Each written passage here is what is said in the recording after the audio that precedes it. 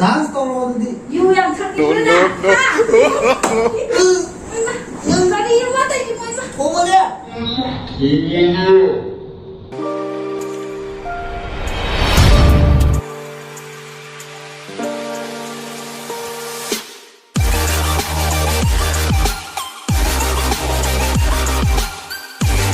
Hello guys, good evening, welcome back. Mayam matong quy tung na mayam ga mo thengna gi tanjam log jage ngasi di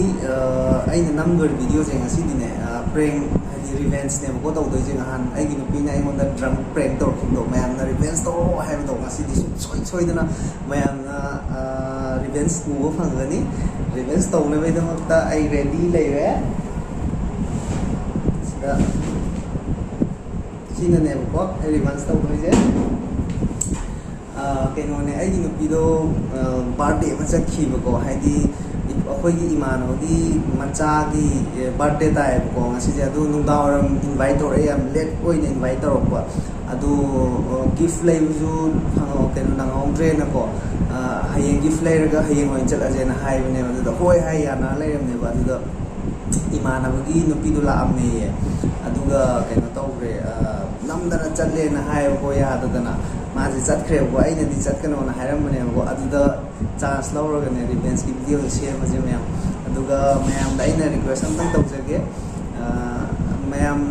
ai video jibu yeng bibo mayam na nongsi video na subscribe button na mong tang namjan biramo aduga share mo mong taw biramo du makha tawa nuai nuai video dum thaga charake mayam na support torege nuai nuai video dum thaga charake adudi mayam revenge lawom da mong chala chi ko ai thawa handore badudi Minara se mayam kari reaction tau we have do kamai tau kai ngang nei kari tau have do mayam jeng minara se di ko di chala sai Hello guys mayam ai yore ko yore ai sida camera je sida setting tau re asom dai ne mo chang to je sida tau re do ai na tau re je ko ngasai bottle do aduga atopa ma do dana kai no ne ba ai pura ke me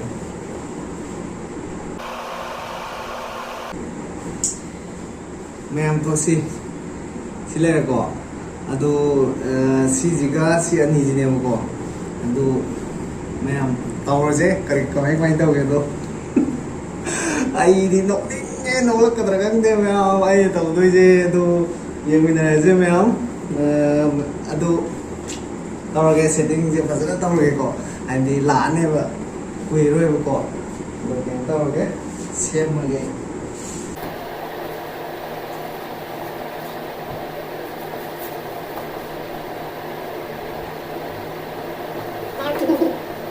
Sile ko mana ba kitang thake ko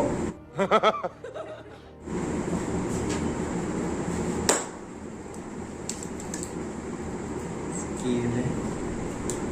kitang thake yam na di thoi kitang thake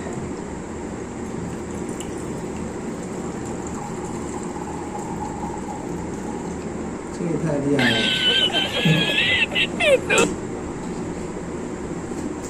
Amana sitcom lagi ya.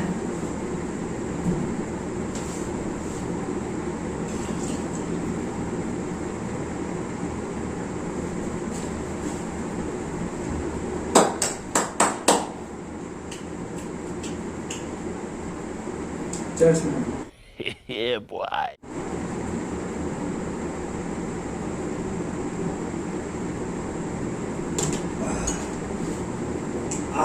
Khai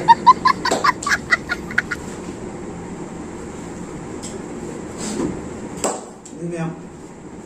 ngay mình là gì có là khăn tắc tóc sờ là gì anh thì đang thấy em bên nằm này mà có thì đang đi xoay thì đang chạy sừng bay này mà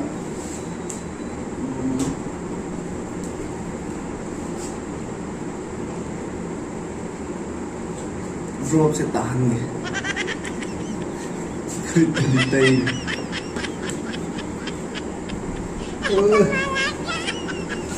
mà lần đi nhầm thì hảo đi ông hào ấy nè mình này chỉ có phương tiện em dịch hay của tôi khác thế in phone tàu về mà có phone tàu mà là anh đi hả ꯑꯗꯣ ꯂꯥꯛꯅꯤꯅ ꯍꯥꯏꯕꯗꯣ ꯑꯩꯅꯗꯤ ꯈꯤꯇꯪ ꯉꯥꯎꯕ ꯁꯥꯔꯒ ꯉꯥꯡꯈ꯭ꯔꯕꯅꯦꯕꯀꯣ ꯅꯪ ꯌꯥꯝ ꯊꯨꯅ ꯂꯥꯛꯀꯦꯔꯥ ꯂꯥꯛꯑꯣꯏꯒꯦꯔꯥꯅ ꯄꯥꯔꯇꯤꯕꯨ ꯃꯣꯏ ꯀꯦꯛ ꯀꯩꯀꯩ ꯀꯛꯄ ꯂꯣꯏꯔꯦ ꯈꯣꯠꯂꯦ ꯂꯥꯛꯑꯅꯤꯅ ꯍꯥꯏꯔꯕꯀꯣ ꯃꯌꯥꯝ ꯉꯥꯏꯃꯤꯟꯅꯔꯁꯤꯀꯣ ꯑꯗꯨꯗꯤ ꯅꯩꯔꯁꯤ ꯉꯁꯤꯗꯤ A few moments later.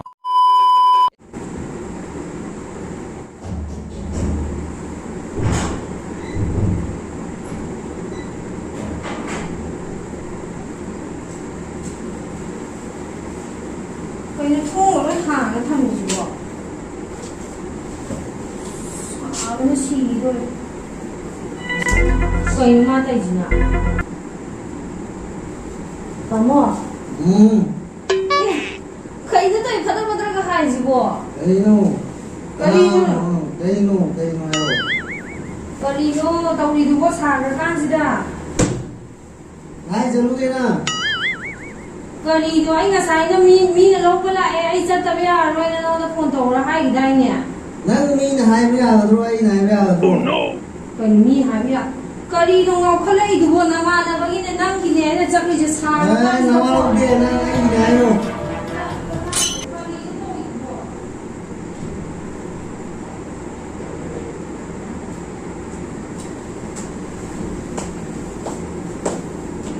ꯑꯩ ꯅꯉꯣꯟ ꯆꯠꯄ ꯌꯥꯔꯣꯏ ꯀꯔꯤꯅꯣ ꯌꯨꯒ ꯊꯛꯏꯗꯨꯕꯣ ꯁꯥꯔꯀꯥꯟꯁꯤꯗ ꯅꯪ ꯅꯍꯥꯟꯈꯩ ꯁꯥꯏꯌꯦꯅ ꯕꯤꯌꯔ ꯑꯗꯨꯝ ꯊꯛꯇꯥꯏꯅꯦ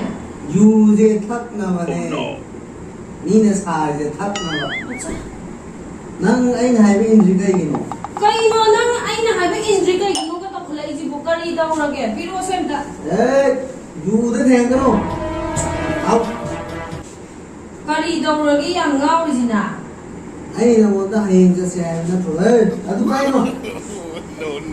Don't touch. ꯌꯥꯔꯦ ꯃꯌꯥꯝ ꯑꯩ ꯍꯥꯏꯅꯤ ꯀꯩꯗꯧꯔꯒꯦ ꯅꯪ ꯀꯩꯁꯤꯕꯣ ꯅꯥꯄꯤ ꯀꯥꯡꯉꯦ ꯑꯝꯇ ꯇꯩꯊꯣꯛꯀꯦ ꯆꯂꯣ ꯅꯪ ꯑꯩꯅ ꯍꯥꯏꯕ ꯏꯟꯗ꯭ꯔꯤ ꯀꯩꯒꯤꯅꯣ ꯀꯩꯅꯣ ꯑꯩ ꯀꯩꯗꯧꯔꯒꯦ ꯍꯥꯏꯕ ꯑꯩ ꯅꯉꯣꯟꯗ ꯆꯠꯀꯅꯨ ꯍꯥꯏꯕ ꯅꯠꯇ꯭ꯔꯣ ꯑꯩꯗꯤ ꯆꯠꯂꯔꯣꯏ ꯇꯧꯕꯅꯦ ꯃꯥꯅ ꯐꯣꯟ ꯑꯗꯨꯝ ꯇꯧꯁꯜꯂꯦ ꯑꯩ ꯂꯧꯕ ꯂꯥꯛꯑꯒꯦꯅ ꯍꯥꯏꯔꯦ ꯑꯗꯨ ꯅꯨꯡꯉꯥꯏꯇꯗꯅ ꯑꯩ ꯆꯠꯂꯦꯅ ꯅꯉꯣꯟꯗ ꯍꯥꯏꯗꯨꯗꯤ ꯃꯤꯅ ꯂꯥꯛꯑꯗꯨꯕꯨ ꯑꯩ ꯀꯃꯥꯏꯅ ꯆꯠꯂꯣꯏꯗꯣꯏꯅꯣ ꯅꯪ ꯒꯤꯐꯁꯨ ꯄꯨꯗ꯭ꯔ ꯆꯠꯂꯦ ꯒꯤꯐ ꯂꯩꯔ ꯆꯠꯂꯦ ꯑꯩ ꯁꯤꯗꯒꯤ ꯀꯔꯤ ꯒꯤꯐ ꯂꯩ ꯆꯠꯂꯤꯕꯅ ꯇꯦꯡꯀꯣꯠ ꯑꯃ ꯕꯥꯎꯜ ꯃꯆꯥꯗꯣ ꯂꯧꯔ ꯆꯠꯂꯦ ꯑꯩ ꯕꯥꯔꯗꯦꯗ ꯇꯦꯡꯀꯣꯠ ꯄꯤꯅꯕ꯭ꯔꯣ ꯄꯤꯅꯩꯗꯨꯗꯤ ꯑꯩꯈꯣꯏꯗꯁꯨ ꯑꯗꯨꯝ ꯅꯋꯥꯂꯧꯗꯦ ꯄꯤꯅꯩꯗꯨꯗꯤ ꯆꯠꯂꯣ ꯑꯥꯗ ꯇꯦꯡꯀꯣꯠ ꯄꯤꯕ ꯀꯅꯥ ꯆꯠꯅꯒꯦ ꯑꯆꯥ ꯁ꯭ꯋꯥꯏꯗꯁꯨ ꯑꯗꯨꯝ ꯄꯤꯅꯩꯁꯤꯗꯤ ꯒꯤꯐ ꯁꯣꯞꯇ ꯐꯪꯕ ꯒꯤꯐꯅꯤ ꯀꯩꯅꯣ ꯄꯤꯔꯤꯁꯦ ꯑꯐꯪꯕꯅꯦ ꯑꯩꯅ ꯄꯨꯔ ꯆꯠꯂꯤꯗꯣ ꯌꯥꯔꯦ ꯁꯤ ꯄꯤꯔꯛꯑꯣ ꯄꯤꯔꯛꯑꯣ ꯁꯦ ꯈꯣꯡꯎꯞꯀ ꯂꯧꯊꯣꯛꯑꯣ ꯑꯝꯇ ꯈꯣꯡꯎꯞ ꯇꯥꯛꯑꯣ ꯀꯩꯗꯧꯔꯒꯦ ꯃꯥꯅ ꯑꯩ ꯍꯥꯏꯕ ꯋꯥ ꯑꯝꯇ ꯇꯥꯗ꯭ꯔꯤꯁꯤꯕꯣ ꯅꯪ ꯑꯩꯅ ꯍꯥꯏꯕ ꯇꯥꯗꯕꯅꯤꯅ ꯅꯪꯅ ꯍꯥꯏꯕꯁꯨ ꯀꯩꯗꯧꯔꯒꯦ ꯇꯧꯔꯛꯀꯅꯣ ꯁꯥꯔꯦ ꯍꯥꯏꯕ ꯑꯩ ꯌꯥꯝꯅ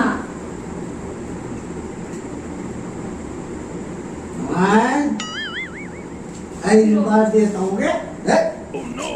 ꯅꯪꯒꯤ ꯕꯥꯔꯗꯦꯁꯨ ꯇꯥꯗꯅ ꯀꯩꯅꯣ ꯑꯩ ꯕꯥꯔꯗꯦ ꯇꯧꯒꯦꯕꯣ ꯇꯧꯗ꯭ꯔꯁꯨ ꯑꯩ ꯕꯥꯔꯗꯦ ꯑꯩ ꯈꯔ ꯇꯧꯖꯒꯦ ꯑꯝꯇ ꯁꯦꯝꯗꯣꯛꯁꯦ ꯊꯝꯃꯣ ꯑꯩꯅ ꯁꯥꯎꯔꯛꯑꯗꯤ ꯂꯣꯏ ꯊꯨꯒꯥꯏꯔꯅꯤ ꯍꯧꯖꯤꯛ ꯊꯝꯃꯣ ꯀꯔꯤ ꯇꯧꯔꯒꯦ ꯃꯤ ꯑꯩ ꯁꯥꯎꯔꯛꯑꯗꯤ ꯊꯨꯒꯥꯏꯔꯅꯤꯀꯣ ꯅꯨꯄꯥꯅ ꯁꯥꯎꯔꯗꯤ ꯀꯩꯗꯧꯋꯤ ꯍꯌꯦꯡꯒꯩ ꯇꯧꯔꯔꯣꯏꯒꯦꯕ ꯍꯌꯦꯡꯒꯩ ꯇꯧꯔꯔꯣꯏꯒꯦ ꯍꯥꯏꯕ ꯅꯨꯄꯥꯅ ꯁꯥꯎꯔꯗꯤ ꯀꯩꯗꯧꯋꯤ ꯍꯥꯏꯌꯣ ꯀꯩꯗꯧꯋꯤ ꯍꯥꯟꯅ ꯈꯨꯝꯃꯣ ꯈꯪꯗꯦ ꯅꯪꯗꯤ ꯑꯃꯨꯛꯇꯁꯨ ꯁꯥꯎꯗꯅ ꯑꯩ ꯁꯥꯎꯕ ꯀꯃꯥꯏꯅ ꯇꯧꯔꯛꯄ ꯀꯩꯒꯤꯅꯣ ꯅꯪꯅ ꯌꯥꯝ ꯌꯥꯝ ꯊꯛꯏꯁꯦ ꯉꯁꯤ ꯌꯥꯝ ꯁꯥꯎꯈ꯭ꯔꯤꯁꯤꯅ ꯀꯩ ꯃꯔꯝꯒꯤꯅꯣꯕ ꯑꯩꯅ ꯍꯥꯏꯕ ꯅꯪꯒꯤꯗꯃꯛꯇꯅ ꯑꯩ ꯆꯠꯄꯤꯗꯨ ꯅꯃꯥꯟꯅꯕꯗꯨꯒꯤ ꯈꯜꯂꯒ ꯆꯠꯄꯤꯔꯤꯅꯦ ꯗꯔꯀꯥꯔ ꯑꯣꯏꯗꯦ ꯍꯌꯦꯡ ꯆꯠꯂꯁꯨ ꯌꯥꯄꯣꯠꯅꯦ ꯐꯖ ꯍꯥꯏꯔꯁꯦ ꯈꯣꯡꯎꯞꯀ ꯇꯧꯒꯅꯣ ꯑꯁ ꯗꯥꯟꯁ ꯇꯧꯔꯣ ꯑꯗꯨꯗꯤ ꯀꯔꯤꯅꯣ ꯀꯗꯥꯏꯗꯩ ꯗꯥꯟꯁꯅꯣ ꯉꯥꯎꯔꯕ ꯁꯤꯕꯣ ꯅꯣꯛꯁꯟꯅꯒꯅꯣ ꯗꯥꯟꯁ ꯇꯧ ꯈꯣꯡꯎꯞ ꯂꯧꯊꯣꯔꯛꯀꯦꯁꯦ ꯇꯨꯝꯃꯁꯦ ꯑꯝꯇ ꯗꯥꯟꯁ ꯇꯧꯋꯦ ꯇꯧꯔꯣꯏꯗ꯭ꯔꯅ ꯗꯥꯟꯁ ꯇꯧꯔꯣ ꯁꯦ ꯈꯣꯡꯎꯞ ꯂꯧꯊꯣꯛꯄꯁꯦ ꯅꯪ ꯗꯥꯟꯁ ꯇꯧꯒꯦꯔꯥ ꯇꯧꯔꯣꯏꯒꯦꯔꯥ ꯍꯥꯏꯔꯣ ꯑꯩꯉꯣꯟꯗ ꯍꯥꯏꯔꯣ ꯊꯨꯅ ꯑꯁꯦꯡꯕꯩ ꯅꯪ ꯉꯥꯡꯉꯤꯗꯨꯕꯣ ꯗꯥꯟꯁ ꯇꯧꯒꯦꯔꯥ ꯇꯧꯔꯣꯏꯒꯦꯔꯥ ꯍꯥꯏꯔꯣ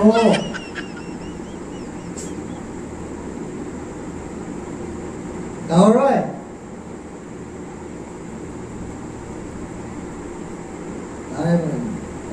ꯑꯩ ꯌꯥꯝ ꯊꯛꯑꯦꯀꯣ ꯅꯪ ꯇꯧꯅꯨꯅꯦ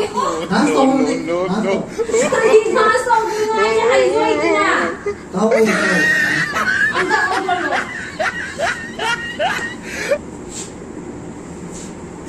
ꯑꯝꯇ ꯍꯧꯒꯠꯂꯛꯑꯣ ꯑꯩ ꯂꯣꯏ ꯊꯛꯇꯣꯛꯑꯒꯦ ꯌꯨꯁꯦ ꯍꯧꯒꯠꯂꯛꯑꯣ ꯍꯧꯒꯠꯂꯛꯑꯣ ꯍꯥꯏꯕꯅꯦ ꯁꯦ ꯈꯣꯡꯎꯞ ꯂꯧꯊꯣꯛꯀꯦꯁꯦ ꯑꯩꯌꯥ ꯌꯨꯁꯦ ꯊꯥꯗꯣꯔꯛꯑꯣ ꯑꯝꯇ ꯌꯨ ꯄꯥꯏꯔꯒꯅꯣ ꯁꯦ ꯑꯩꯗꯤ ꯄꯦꯜꯂꯦꯍꯦ ꯑꯁꯦꯡꯕ पाएगा कनाल से पाएगा करीनो आईने कनाल तो पले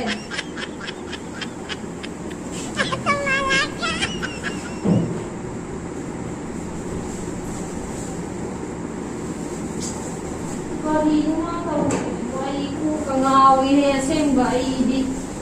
से पाएगा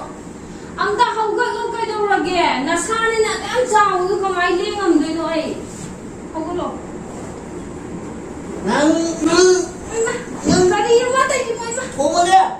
वाह क्या सीन है वाह क्या सीन है चलो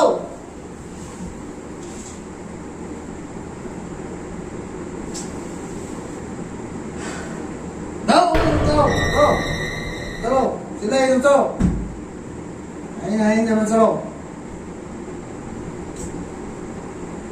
वाना हलाग कइनो मा तइजिबो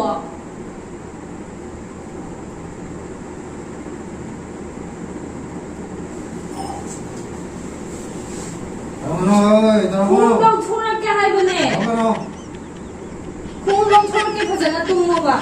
ꯂꯧꯊꯣꯛꯀꯅꯨ ꯄꯥꯏꯔꯛꯀꯅꯨ ꯑꯩ ꯁꯥꯎꯔꯛꯑꯗꯤꯅꯦ ꯊꯣꯝꯃꯛꯀꯅꯤ ꯅꯪꯅ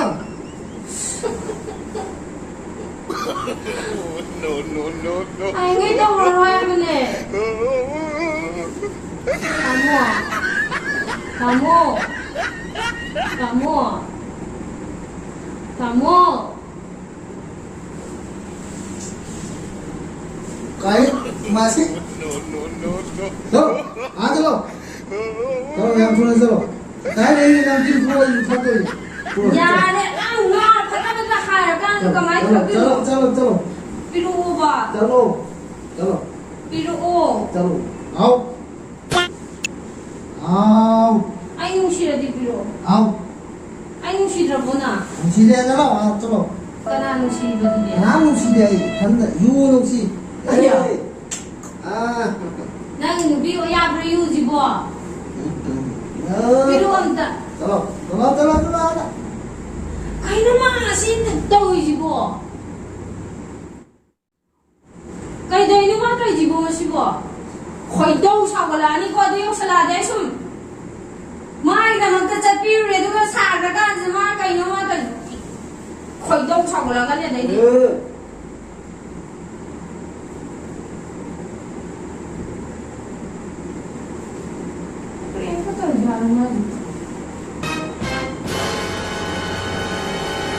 You yang thằng nữa nè, ha?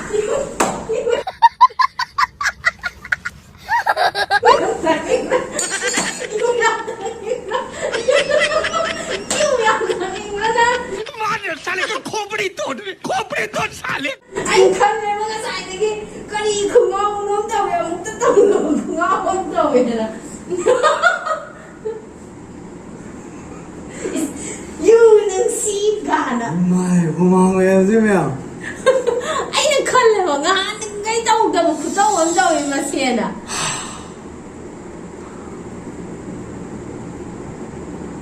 na na na Nang ni wa khăn đâu nang chơi So guys, kailangan